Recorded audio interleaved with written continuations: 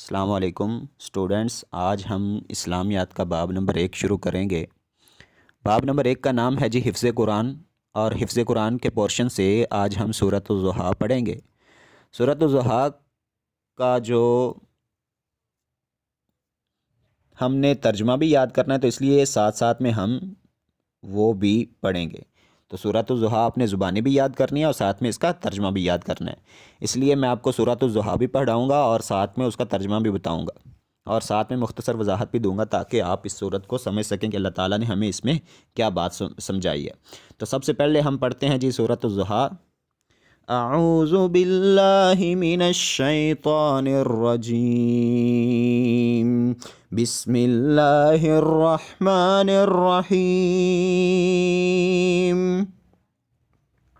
والضحى والليل إذا سجى ما ودعك ربك وما قلى وللآخرة خير لك من الأولى ولسوف يعطيك ربك فترضى ألم يجدك يتيما فآوى ووجدك ضالا فهدى ووجدك عائلا فأغنى فأما اليتيم فلا تقهر وأما السائل فلا تنهر وأما بنعمة ربك فحدث۔ یہ جی سورۃ الضحیٰ تھی۔ اب سورۃ الضحیٰ میں ایک مخرج جو صاد کے بعد ضاد آتا ہے، اس کا مخرج صحیح کیا ہے وہ بتانا چاہتا ہوں۔ تو وہ جی یہ آپ کے سامنے پکچر ہے، اس میں لکھا ہوا ہے جب حافہ لسان کو اضرا سے علیہ کی جڑ سے لگائیں گے تو یہ اس لفظ کا مخرج ادا ہوگا۔ اب کچھ لوگ اس ضاد کے مخرج کو نکالتے ہوئے اس لفظ کو دال میں بدل دیتے ہیں، تو یہ بالکل غلطی ہے اور صریحاً غلطی کرتے ہیں۔ ضاد کو دال میں بدلنا بالکل یہ غلط ہے، یہ صحیح نہیں ہے۔ یہ جب اس کا صحیح مخرج ادا کیا جاتا ہے، یہ دال کے وہ قریب قریب تو ہو جاتی ہے اس کی آواز، لیکن بالکل بدلا نہیں جاتا۔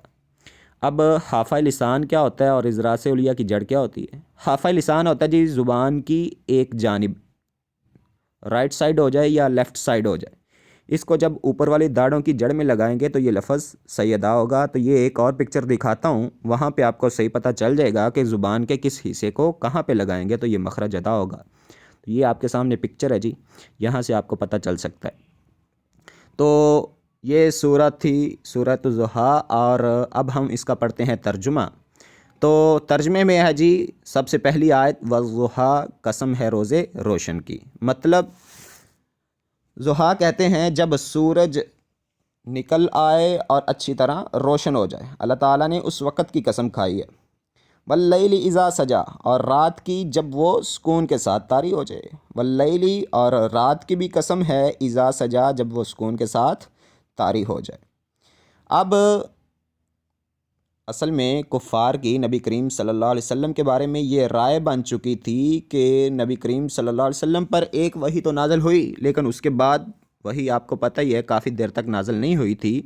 تو کفار نے یہ کہنا شروع کر دیا کہ اللہ تعالیٰ نے اپنے نبی کی جو مدد کرنا چھوڑ دیا، اپنے نبی کا بازو چھوڑ دیا، اس کو تنہا چھوڑ دیا۔ تو اللہ تعالیٰ نے یہ بات سمجھائی ہے کہ ان لوگوں کو یہ سمجھنا چاہیے کہ جب روز روشن کے بعد ایک اندھیری رات چھا جاتی ہے، وہاں پہ تو یہ نہیں سوچتے کہ یہ کیا ہوا کہ روز روشن کے بعد اندھیرا چھا گیا۔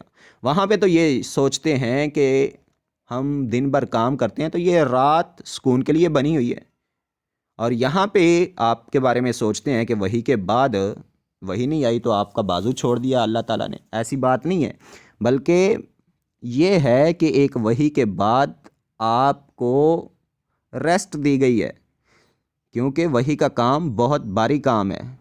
اللہ تعالیٰ نے قرآن مجید میں ہی فرمایا کہ اگر میں یہ وحی پہاڑوں پر نازل کرتا تو پہاڑ ریزہ ریزہ ہو جاتے۔ تو اس لیے یہ وحی جو رکی ہوئی ہے، اس کا مطلب یہ ہے کہ آپ کو सुकून दिया जाए। तीसरी आयत है जी, मा वद्दाअका रब्बुका वमा क़ला।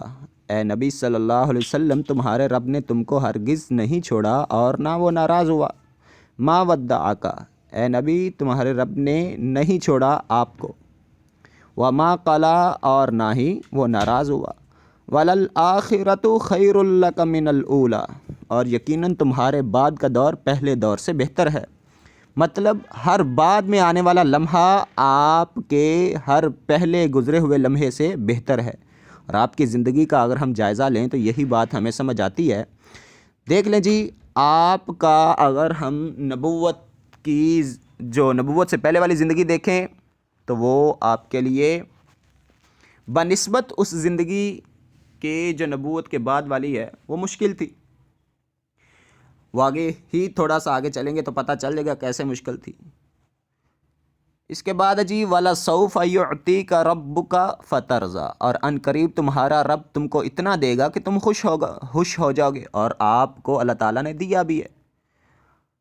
आप अपने बचपन का किस्सा बयान करते हुए कहते हैं कि बचपन में हर नबी ने बकरियां चराई हैं, भेड़ें चराई हैं, लेकिन मैंने ये काम तो किया, लेकिन मैंने अपनी भेड़ बकरियों पर नहीं, बल्कि मैंने उजरत लेकर, मजदूरी लेकर मक्का वालों की बकरियां चुराई हैं। मतलब आप इतने गरीब थे कि आपके पास भेड़ बकरियां नहीं थी।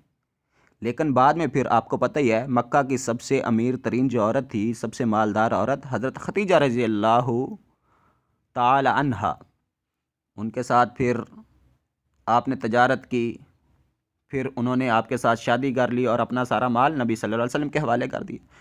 तो इसलिए आपको अल्लाह ताला ने बहुत सा माल भी दिया था। उसके बाद आयत नंबर 6 है जी, अलम यजिद का यतीमन फ़ावा, क्या उसने तुमको यतीम नहीं पाया और फिर ठिकाना फराहम किया। अलम यजिद का, क्या उसने नहीं आपको पाया, यतीमन, यतीमी की हालत में, फ़ावा, और फिर ठिकाना दिया। तो देख लें जी, आपकी ज़िंदगी का अगर हम बगौर जायज़ा लें तो वहाँ से हमें पता चलता है कि आपके इस दुनिया में आने से 6 माह कबल ही आपके जो बाप थे वो इस दुनिया से रुखसत हो गए थे। फिर आप अभी 6 साल के थे कि आपकी माँ भी इस दुनिया से रुखसत हो गई थी। फिर आपकी परवरिश की ज़िम्मेदारी हज़रत अबू तालब ने ली, वो अब्दुल मुत्तलिब ने ली।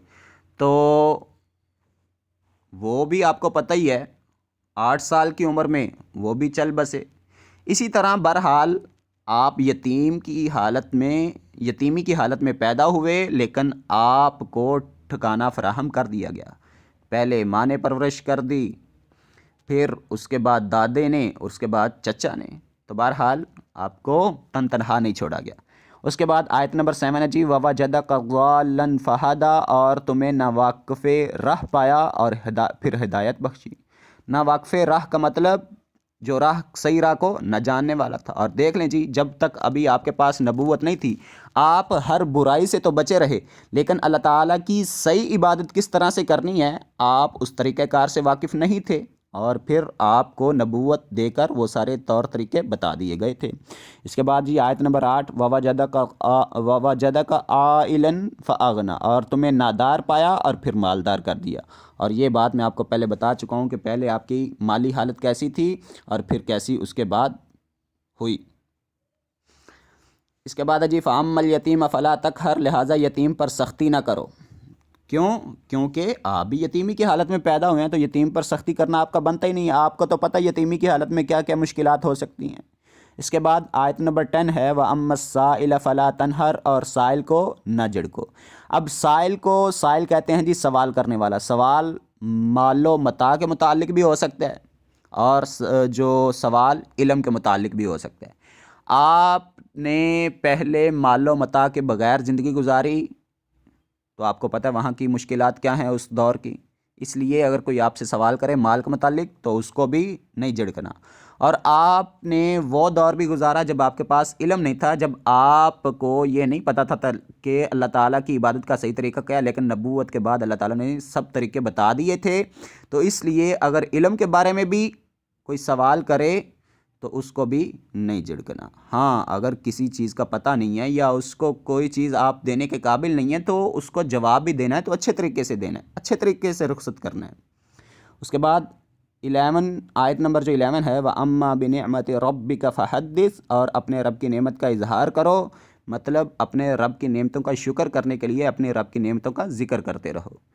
تو یہ تھی سورہ ضحیٰ اور اس کا ترجمہ۔ اب میں آپ کو اس کی تلاوت سنوا دیتا ہوں تاکہ آپ کا جو بھی چیز ابھی تک صحیح کلیئر نہیں ہوئی پڑھنے میں وہ بھی مزید کلیئر ہو جائے گی۔ بسم اللہ الرحمن الرحیم والضحى واللیل اذا سجى ما ودعك ربك وما قلى وللآخرة خير لك من الأولى ولسوف يعطيك ربك فترضى ألم يجدك يتيما فآوى ووجدك ضالا فهدى ووجدك عائلا فأغنى فأما اليتيم فلا تقهر وأما السائل فلا تنهر وأما بنعمة ربك فحدث۔ تو اسٹوڈنٹس، یہ تھی آج کی جو ہماری صورت۔ تو مجھے امید ہے کہ جس طرح سے آپ کو پڑھایا گیا آپ کو سمجھ آ چکا ہوگا۔ نیکسٹ ٹائم کے لیے دیجیے اجازت۔ اللہ حافظ۔